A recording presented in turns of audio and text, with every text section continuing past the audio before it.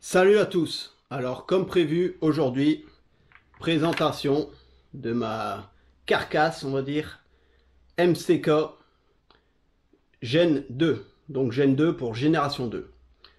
Donc cette carcasse là, moi c'est une plateforme pour Glock 17 ou Glock 19. Avant de détailler plus mon kit, je vous mets la vidéo de mon essai en stand de tir.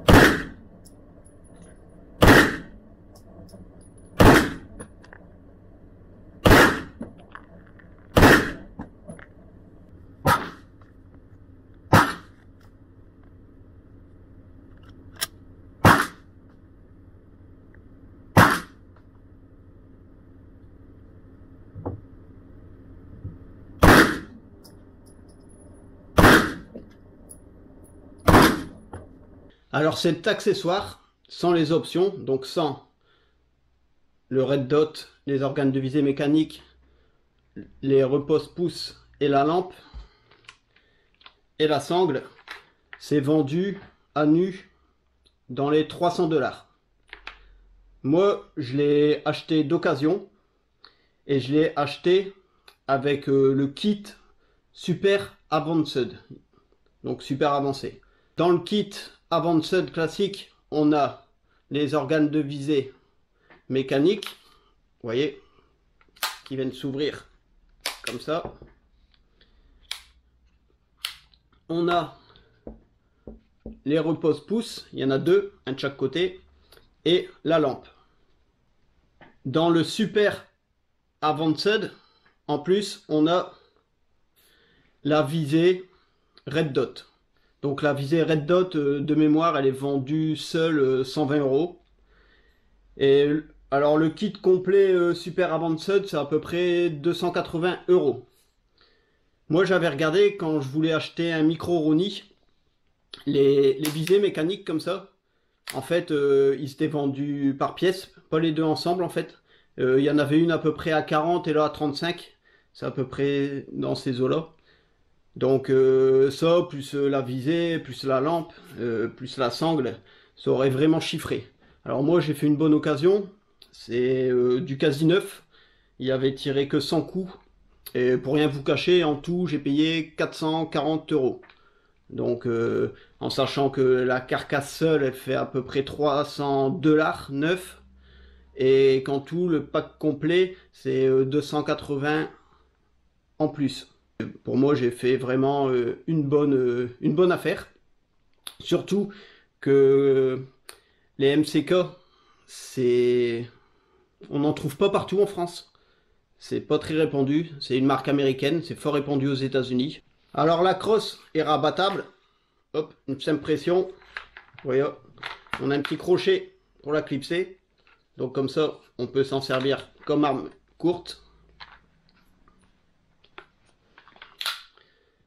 Les repose-pouces, bah, c'est vraiment pratique. Vous voyez, ça fait une bonne prise en main.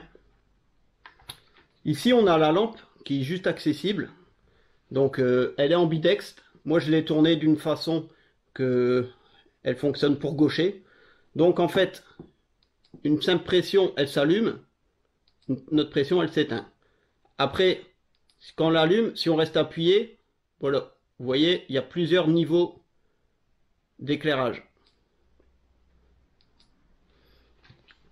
Donc ici on a des petits ergots pour la sortir. Voilà. Alors dans ce cache, on peut mettre soit une lampe, ou j'ai vu qu'ils vendaient aussi des points rouges. Donc je vais vous montrer à quoi ressemble la lampe. On va déclipser le cache. Vous voyez, c'est une lampe donc de la marque MCK, comme tout le reste. Petite lampe comme ça, avec le bouton. Voilà. La lampe est aimantée. Bon, pour vous montrer, je vais prendre mon Glock. Voilà, donc pour bricoler, on peut la poser. Cette lampe, on l'alimente avec des piles. Des petites piles comme ça. Donc ce type de pile, c'est l'équivalent du CR123A. Donc on en trouve vraiment un peu partout dans le commerce. C'est pas mal. Alors ce qui est assez pratique, c'est qu'en plus le compartiment de pile, même une fois que la lampe est dans son cache, en fait, il est accessible. Vous voyez, je peux changer la pile sans devoir à chaque fois démonter le support. Et je veux dire, rien de plus simple à mettre. On vient juste l'emboîter, l'enficher là. Alors dans cet emplacement, donc, on peut mettre avec des caches similaires, j'ai dit, des points rouges. J'ai vu aussi qu'ils faisaient des baïonnettes en aluminium. Bon, c'est plus pour le fun, je vous mets une photo. Un coup, j'ai même vu une vidéo où il y a un gars, il mettait un petit chalumeau. Alors, c'est pas vraiment un lance-flamme, c'est vraiment un petit chalumeau. Alors, il y a aussi les systèmes pour caler les pouces, pour la prise en main. Donc, vous voyez, c'est sur un rail Picatinny, ça s'enlève facilement. Il y en a deux, c'est ambidex. Moi, forcément, j'en ai besoin que d'un, mais là, j'ai mis les deux. Et ici, une fois qu'on les enlève, on peut voir sur les rails, alors je sais pas si vous allez bien voir, des graduations. Donc moi, ma vis est placée à la graduation 17, pour le Glock 17. En fait, cette vis, elle tient le... Comment appeler ça? On va dire la rallonge de canon. L'extension de canon. Et en mettant en 17, cette extension sort plus de la carcasse qu'en 19.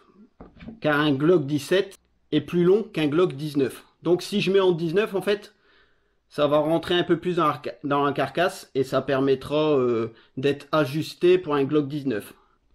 Donc bien faire attention que la vis est bien sur 17 si vous tirez au 17 ou 19 si vous tirez au 19. Donc vous voyez, c'est vraiment simple à mettre. On vient juste l'éclipser. Alors plus tard, peut-être que je vais les enlever. Il y en a, ils les utilisent pas. Parce que même ça, en fait, on a une bonne prise en main. Moi, j'aime bien quand même caler mon pouce dessus.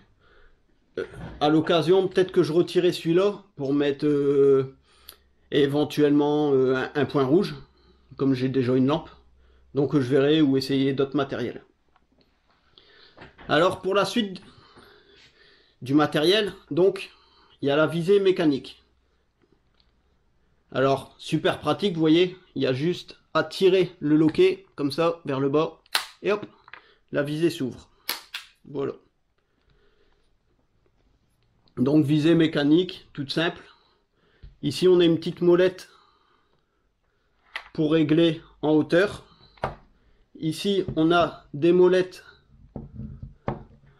pour régler latéralement, donc la dérive pour les puristes.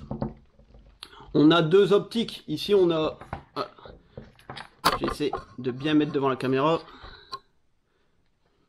Vous allez voir ma grosse face en gros plan du coup. Alors, est-ce qu'on voit bien? Ici en fait, là c'est une grosse ouverture. Et vous voyez, si je fais pivoter, hop, là on passe sur une beaucoup plus petite ouverture. Alors vous allez vous dire, pourquoi s'embêter à avoir une visée mécanique alors que j'ai un red dot? Bah, tout simplement pour pouvoir continuer ma séance de tir si je tombe en panne de red dot. Donc ça peut être une panne électronique, ça reste électronique, ou juste une panne de pile. Enfin, là, je vais juste vous montrer pourquoi. Mais j'ai laissé mes organes de visée placés comme ça sur mon arme en fait. Vous voyez, quand je sors les organes de visée, eh ben, je suis vraiment bien placé pour passer à travers les lentilles en fait du red dot. Donc même si mon red dot il n'y a pas de pile, je peux viser avec mes organes de visée mécaniques en voyant à travers les lentilles du red dot. Donc c'est pour ça que j'ai pas eu besoin d'installer un système de Reos pour rehausser ma lunette pour pouvoir voir en dessous. Là en fait elle est vraiment bien placée. L'axe en fait de mes organes de visée, elle passe vraiment à travers ce red dot. Alors au début je m'étais dit, quand j'ai vu ce système installé comme ça, je me suis dit si la visée elle arrive à un endroit du red dot où je peux pas voir à travers, je l'aurais équipé personnellement, c'est de rails à 45 degrés. Donc en fait, on vient fixer ça sur le rail Picatinny et ça permet d'avoir un rail à 45 degrés. Et en fait, du coup, on a ces organes de visée à 45 degrés. Donc par exemple, si je tire, hop, j'aurais plus eu de pile, j'aurais juste incliné comme ça mon arme pour pouvoir viser avec mes organes de visée mécanique. Mais je vous dis, là, j'en ai pas besoin parce que ça passe à travers parfaitement. Donc vous voyez le red dot équipé d'un petit cache de protection. Donc j'ai deux boutons, un bouton R, un bouton G.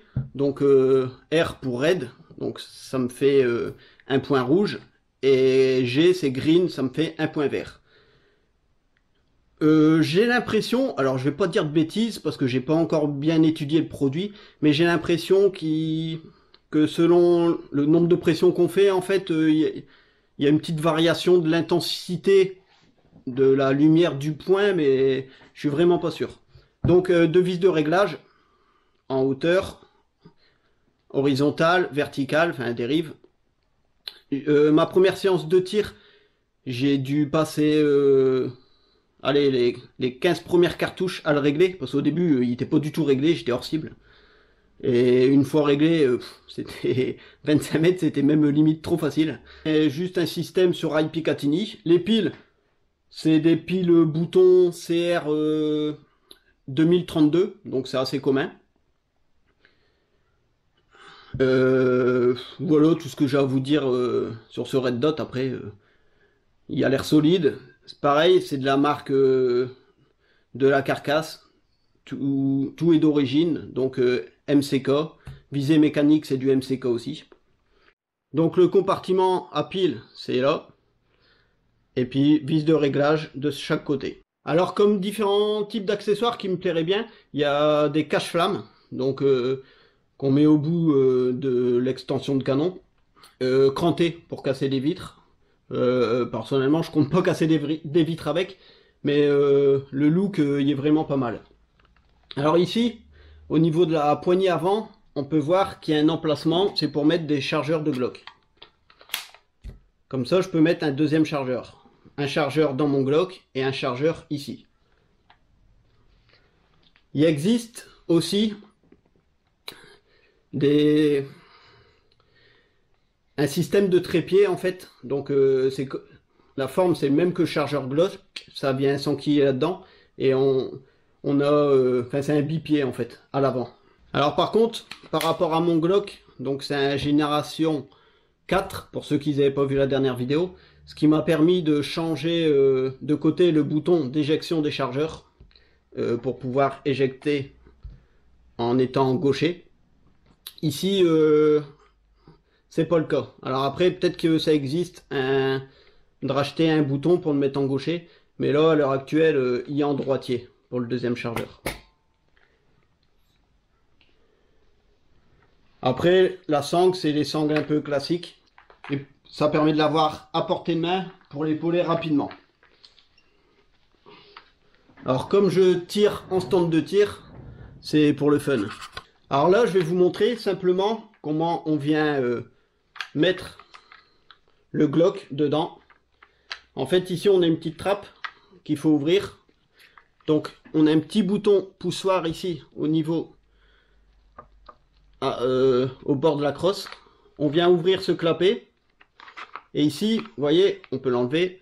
On a ce petit cache-là. Donc, il y a des petites rainures qui viennent se mettre sur les rainures du Glock. Donc, mon Glock, pas de chargeur. Chambre vide. Voilà, on travaille toujours en sécurité. Donc ici, en fait, on vient juste le ficher là-dedans. Cet adaptateur, plus ou moins, on doit le laisser dans la carcasse. On vient enficher le Glock dedans. Alors, il y a des pros qui le font sur internet super rapidement, vous voyez. Moi, il est mis. On vient pousser le Glock dans le fond. Et là, il s'est clipsé. Là, il est bien poussé au fond. Ici, je vais revenir fermer ma trappe. On la ferme et on la pousse en avant. Vous pouvez voir, il y a des petits repères rouges pour dire qu'il est bien clipsé dedans. Donc voilà, prise en main, en épaulé, en arme courte, chargeur, un dans le Glock, un deuxième ici. Comme ça, une fois qu'on a vidé le chargeur, on éjecte du Glock, on éjecte celui-là, on vient recharger. Pour armer l'arme, j'ai juste à tirer là.